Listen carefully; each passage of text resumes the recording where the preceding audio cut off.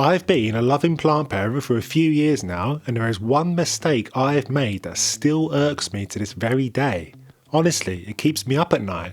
If I hadn't been making it for so long, then I'd have much nicer plants now that I could show off to all my friends and family and make it look like I'm the original G when it comes to indoor plant care. Sadly though, that ship has sailed. The problem, my plant friend, is a lack of support. No, not emotional support, silly. I'm talking physical support. Plants don't have feelings, do they?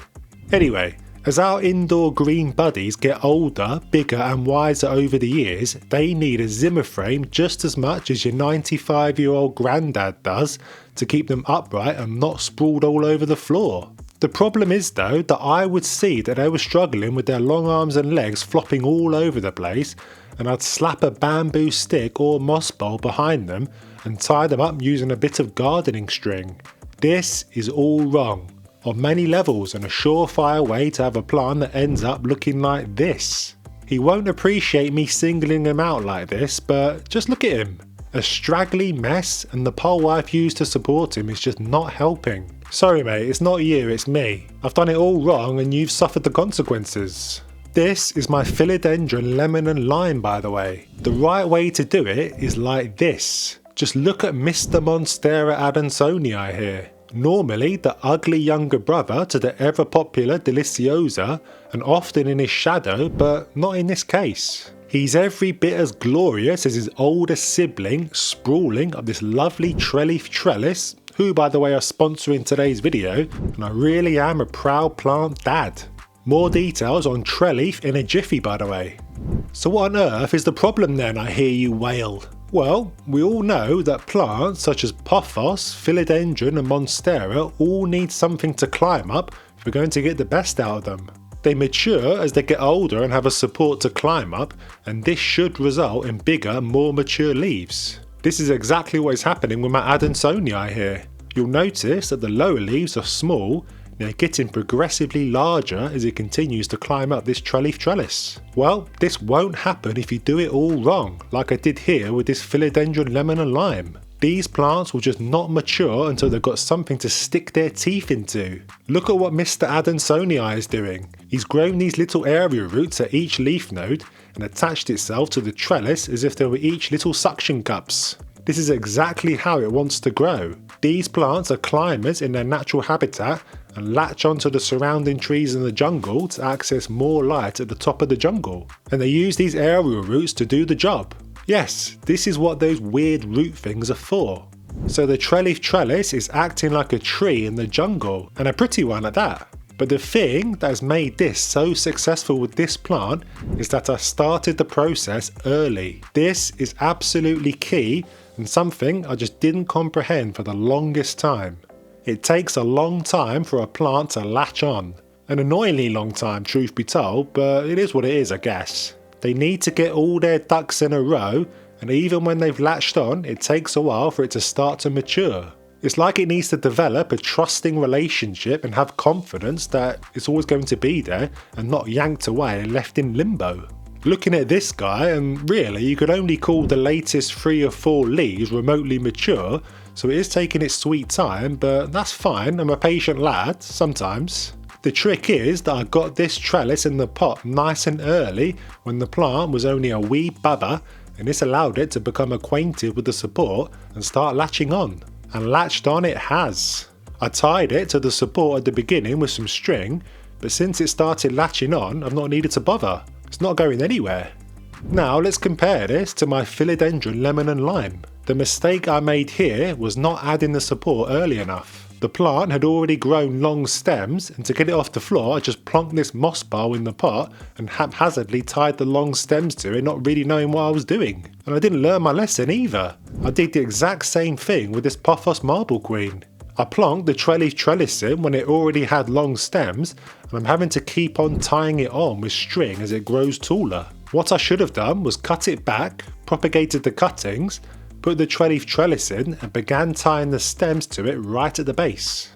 This way the plant knows the support is there, it will be encouraged to latch its aerial roots onto the wood, and then we're away at the races when it comes to mature leaves. Look at this Pothos Devil's Ivy. This is a cutting I made a few months ago, and rather than waiting for the stems to grow long and then support it, I got this plank of wood in right at the beginning like a good boy. And look what's happening. The arrow roots are starting to latch on and the leaves are already starting to size up. Brilliant! Isn't nature wonderful? The only problem, of course, is that this plank of wood is, shall we say, not too aesthetically pleasing. Mrs. Sheffield certainly isn't a fan anyway, that's putting it mildly. And this is where today's video sponsor Trelleaf comes in. Now I've got this little Pothos marble queen here that I need to add support to, and for that I'm going to use another Trelleaf trellis because they've kindly sent me one to try. Lucky me! And I just absolutely love these things. I think they look so cool. You'll see them dotted around my house in all my videos and they really do smarten the place up. Trelleaf have got tons of beautiful support systems on their website that I urge you to check out, but the Zella, which I'm using here, is my favourite. It's the perfect shape and form for plants to climb up, and I just love the colour and grain of the wood. And the great thing about the Zella is that it's continually extendable, so you can keep adding more and more sections as your plant grows taller. I recently added another section to my Adansonia, which is great because the leaves will just continue to get more and more mature until it's eventually growing out of the roof. Trelleaf have sponsored today's video because they're running some absolutely fantastic holiday bundle deals between the 22nd and 27th of November, where you can get a massive 40% off the regular price. On top of that, you also get an additional 10% discount using my code in the description to this video. The Zella bundle includes a base kit, a starter kit, and a grand kit, all at a great price, so go check it out. It really is a fantastic limited time deal. It's a great pack to get started with their products and your plants will love you for it. Like I say, use code Sheffield10 to get an even better discount listed on the store. So as you can see, the Zella has these plastic coated feet, just like all their state trellises do, so you can easily add it to the pot and they keep the moisture away from the wood, so no worries about rot. If you've got a straggly plant like my marble queen here, then have no fear about cutting it back like this. They easily propagate and new stems will sprout from where you made the cut. It's one of the best things about plant care in my opinion, their bounce back ability. Yes, that's a word now. I've got countless examples of this in my house to prove it to you too. This Monstera Adansonii, this Satin Pothos, another Satin Pothos, and even this Philodendron Melanochrysis. This guy was a mess since I got him, a real nemesis. So much so that I changed his name from Melanochrysum to Melanochrysis, so I decided enough was enough and cut off all its leaves in a bonus video I did for my Patreon subscribers. Drastic I know, but it was the best thing for it. Like I say, they easily propagate, the fruits of which you can see here, and boom, new stems are growing on the original plant where I made the cut. Hopefully it will now start to behave and stop growing deformed leaves. We shall see. If I only had it growing up a Zella too, me and Mrs. Sheffield in particular would be most pleased. I best get ordering. Now, one of the most common tips you will hear in the plant world is to rotate your plants. You know, you want all sides to get their vitamin D so that they don't grow lopsided. My little green Syngonium is always leaning to the side like a smooth criminal, so I rotate him every few days to even him up.